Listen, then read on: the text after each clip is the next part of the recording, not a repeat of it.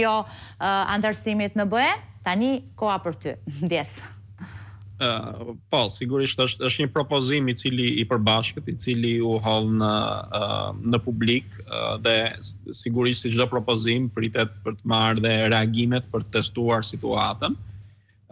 Deklarata e cila përgjigjet komisionerja Kos është e qartë që një zgjidhje e tillë në radhë parë do të ishte e vështirë, pra nuk është futur dhe elementve të tjerë lidhje me heqjen e vetos, pra mundësinë për mos të votuar apo çështjen e komisionerëve, por vetë si proces, pra për të futur në Schengen dhe në tregun e përbashkët, sidomos pjesa Schengenit është pothuajse e pamundur, sepse dhe vendet cilat janë antarësuar, si Rumania apo Bullgaria, janë dashur mbi 15 vjet nga aplikimi në Schengen për të qenë pjesë. Kriteret e zonës Schengen janë shumë më të forta se kriteret e antarësimit. Pra janë kritere ekstra. Dy vende, ta analizojmë dhe pak. Kur dy vende kanë probleme, po vendi ynë na intereson në këtë rast, kanë probleme mjaftueshëm për çështje të rëndësishme si korrupsioni dhe kapitulli që lidhet me drejtësinë për sa i përket rrugës normale për në BE, e ka shumë edhe më të vështirë për sa i përket Schengenit, apo jo? Duke pasur parasysh të raste që ju merrni.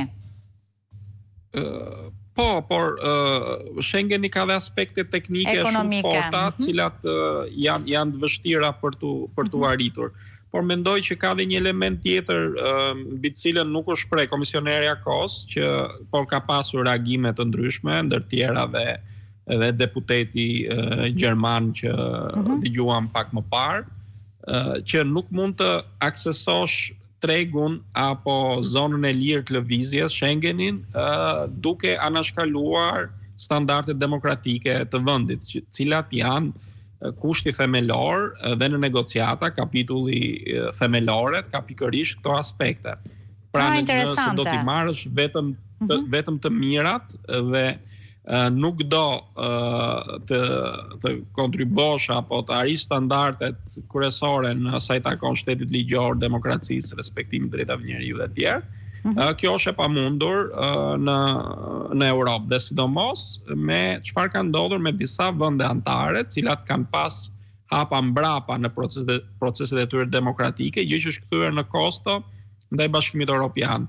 Dhe kjo është nga ato frikat kryesore që dhe pengojnë zgjerimin, që vendet që synojnë antarësimin nuk janë të maturuara mjaftueshëm demokratikisht për të qenë pjesë e Bashkimit Evropian. Pra nuk bëhet fjalë vetëm për standarde teknike, por për zhvillim mjaftueshëm, maturim, pjekuri të shoqërisë demokratike, respektimi drejtave të njeriut dhe shtetit ligjor.